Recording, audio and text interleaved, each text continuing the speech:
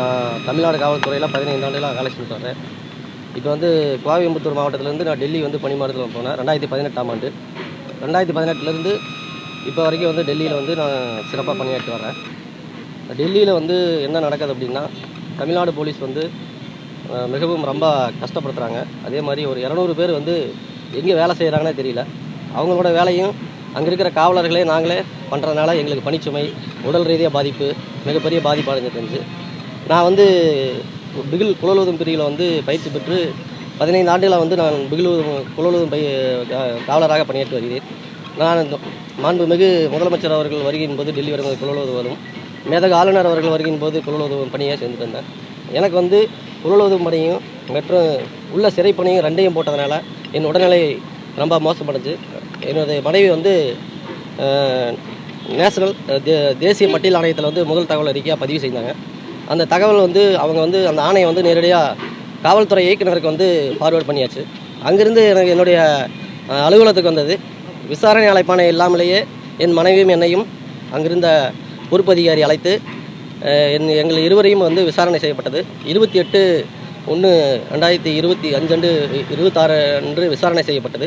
அதுக்கப்புறம் 29/1/2026 அன்று மீண்டும் அந்த அலுவலகத்துக்கு அழைத்து என்னையும் என் மனைவியும் விசாரணை செய்யப்பட்டதில் கொஞ்ச நேரம் விசாரணை செய்யப்பட்டது. இந்த புகாரின் சம்பந்தமாக சமாதானமாக செல்ல வேண்டும் என்று வற்புறுத்தினார்கள். என் மனைவி சொல்லிவிட்டது, நான் ஜனநாயகத்தை காப்பாற்ற வேண்டும், இந்திய அரசியலமைப்பு சட்டத்தை காப்பாற்ற வேண்டும், தமிழர்களின் தன்மானமும் சுயமரியாதையும் காப்பாற்ற வேண்டும் என்று என் மனைவி இந்த விசாரணையை சட்டப்பூர்வமான சந்திக்க நான் தயாராக இருக்கிறேன் என்று சொன்னார். என் மனைவியை வெளியே போ என்று சொல்லிவிட்டு பிறகு என்னிடம் பேசினார்கள். நீ வந்து இந்த சம்பந்தமான இந்த புகார் சம்பந்தமான நீ வந்து சமாதானம் செல்லவில்லை என்றால் உங்களை என்ன செய்வேன் என்று தெரியாது என்று சொன்னார்கள். உடனடியாக நான் வெளியே வந்து என் மனைவி காத்திருந்தது. நான் அழுது கொண்டே வெளியே வந்தேன். என்னாச்சு அப்படின்னார். இது மாதிரி வந்து உள்ளே இருக்கிற தளவாய் வந்து நீ இந்த புகாரின் அடிப்படையில் சமாதானமாக செல்லவில்லை என்றால் என்ன செய்வேன் என்று தெரியாது அப்படின்னு சொன்னார். என் மனைவி அந்த அர்த்தத்தில் என்ன அர்த்தம் இருக்கிறது என்று எங்களுக்கு தெரியவில்லை. உடனடியாக எங்கள் குழந்தை அப்போ தான் பள்ளி முடித்து வருகை புரிந்தார். என் மனைவி குழந்தைகளை அழைத்து கொண்டு நேரடியாக விமான நிலையத்துக்கு செல்ல வேண்டும் என்று சொல்லி டெல்லியில் உள்ள இந்திரா காந்தி விமானத்துக்கு உடனடியாக சென்று அங்கிருந்து பெங்களூர் வருகை புரிந்து பெங்களூர் வழியாக சாலை மார்க்கமாக மீண்டும் நாங்கள் தமிழ்நாட்டுக்கு தஞ்சம் அடைந்தோம். தமிழ்நாட்டுக்கு தஞ்சம் அடைந்து ஒரு 15 நாட்கள் ஆயிடுச்சு.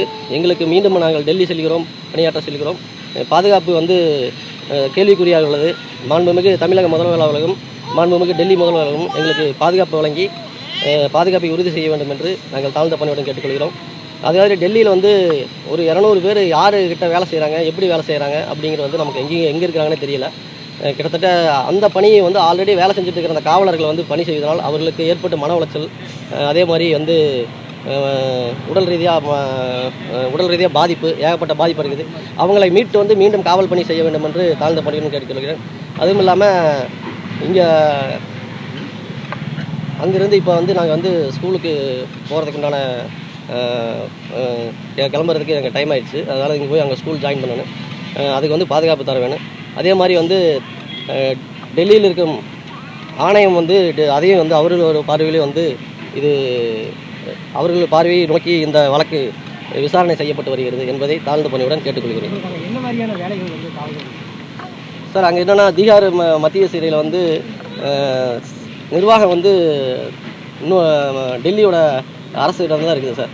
அதாவது டிஜே அப்படிம்பாங்க, டெல்லி ஜெயிலர்ஸ் அவங்ககிட்ட தான் இருக்குது. நாங்கள் வந்து அங்கே வந்து உள்ளே வந்த சிறைவாசிகளை செக் பண்ணுறது, அதே மாதிரி சிறைவாசி வெளியே போகிறது அவங்களுக்கு செக் பண்ணுறது, இந்த வேலை தான் டியூட்டி தாங்க சார் எங்களுக்கு. இப்போ உயரதிகாரிகள்கிட்ட நீங்கள் டெல்லியில் இது சம்மந்தம் உயரதிகாரிகிட்ட சொன்னீங்களா? அவங்க என்ன மாதிரி உங்களுக்கு கருத்து சார்? இது மாதிரி வந்து என் மனைவி வந்து தாக்கல் செய்த மனு வந்து விசாரணைக்கு எடுக்கப்பட்டது சார். நாங்கள் வந்து ஆல்ரெடி நாங்கள் எதோ ஒன்று சொன்னாலுமே அவங்க என்ன சொல்கிறாங்க, ஒன்று அங்கேருந்து ட்ரான்ஸ்ஃபர் ஆகிடுவேன், இல்லைன்னா இதெல்லாம் வந்து செஞ்சு தாங்கணும் அப்படின்னு சொன்னால் எங்களை எல்லாம் வற்புறுத்துனாங்க. அங்கே இருக்கிற காவலர்களும் மனக்கும்பலில் தான் இருக்காங்க. தமிழர்களை வந்து ரொம்ப கஷ்டப்படுத்துகிறாங்க. தமிழ்நாட்டை சேர்ந்தவர்கள் தமிழர்கள் வந்து கஷ்டப்படுத்துகிறாங்க. நான் ஒருத்தர் மட்டும்தான் இந்த வழக்கை வாபஸ் வாங்கினாங்க. நான் வந்து ஜனநாயகத்தையும் காப்பாற்றணும், இந்திய அரசியலமைப்பு சட்டத்தை காப்பாற்றணும், தமிழனோட தன்மானமும் சுயமரியாதை காக்கப்பட வேண்டும் அப்படின்னு சொல்லி நாங்கள் வந்து இந்த போராட்டம் வந்து சட்ட ரீதியாக வந்து இந்த வழக்கு வந்து சட்ட ரீதியாக வந்து நடக்கணும்னு சொல்லி நாங்கள் இது பண்ணிட்டோம்.